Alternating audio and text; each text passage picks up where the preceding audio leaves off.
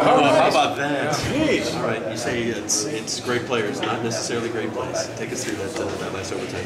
Well, no question that Chris stepped up and huge play. We're trying to bring each one off a screen and tight curling into the lane. If not, we're going to jam the basketball into Juwan and try to let him be isolated and go one-on-one. And that's what we were trying to do a lot in the game. It didn't happen. We're just trying to get the basketball inside to Juwan. Because he had it going a little bit in the second half. But we told Chris, when the 4 was on him. So another big was on Kramer. And said, if you can break him down and you can get the rim, just ignore that and attack. He was able to attack and make a big time play. If he had another warrior like this guy, he just refuses to have his team lose. He'll put his team on his back if he has to, doesn't he? Well, I think we have a lot of warriors. And there's a lot of people out there that just believe in us. And we have a lot of character. We might not have a lot of size.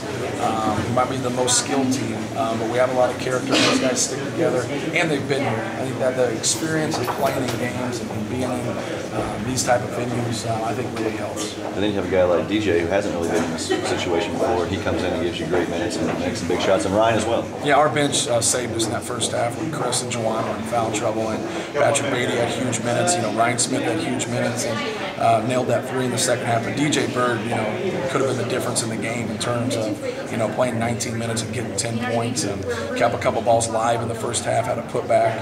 And it's just great to see that because it's tough. It's tough when you play for a long period of time and then you get out of the rotation. Now when you get your opportunity, are you ready to play? And he obviously proved that he was ready to play and really was productive for us. You guys could have felt sorry for yourself, and then after losing that game in Minnesota, just kind of packed it in, but instead you come in here and you win 2 games and right back to the Sweet 16. What does that say about this program or where you guys are right now? You can lose a guy like Hummel and still go out there and make the Sweet 16. Well, it's about understanding how you're going to play now. We play a little bit differently now that Rob's not there, and sometimes it's not real pretty, but we can still defend, and we can still rebound, and we can still play hard. And those are the things that we've been able to do in our wins. And in our losses, we've just struggled offensively. And we had some bad spurts in the Michigan State game and the Minnesota game. We were just bad all around in the Minnesota game. So sometimes when the wheels fall off, it's good because now your guys got to look in the mirror and understand, hey, this is going to happen again. If we don't get ready to play and play defense, do the little things that we can do to help this team win. Matt, Texas A&M's having a dunk contest. You get down 11. How'd you get back in the game?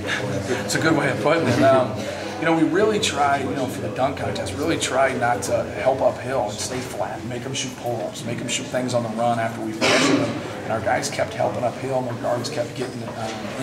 I think it started with the defense, getting some of those steals and getting in transition and attacking. Chris got to the rim a couple times. We got in transition. Keaton got a huge steal for a basket. I think that was important for us to have our defense kind of help us on the offensive end. But we had to do a better job locking them up and keeping them in front of us. And in the second half, I think we held them to 23 points, which is a great feat. 9:57 tip on Friday. You haven't heard yet. Duke's the opponent. How's that all hit you? Well, it's a great accomplishment to be in the Sweet 16, and we played Duke last year, and they took us to the woodshed, and they manhandled us and played harder than us, and it was great for our team. It was great for our program because you think you're playing hard and you're not.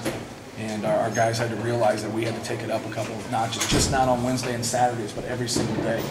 And they have a great program and a lot of respect for Coach Krzyzewski and how hard he gets his guys to play. I don't think people realize how hard they play night in and night out, and that's what we're going to have to do. We're going to have to be able to go in late on the line and match that intensity. Coach, does this mean more because you've been able to remake yourself and get to this point with a different line? Maybe if in time when you reflect on it. But right now, just trying to talk to our guys about continue to dream. They talked about when Rob went out about, we want to win a Big Ten championship. You want to win a Big Ten tournament championship. You want to go to a Final Four. You want to do something. Why can't we do that right now?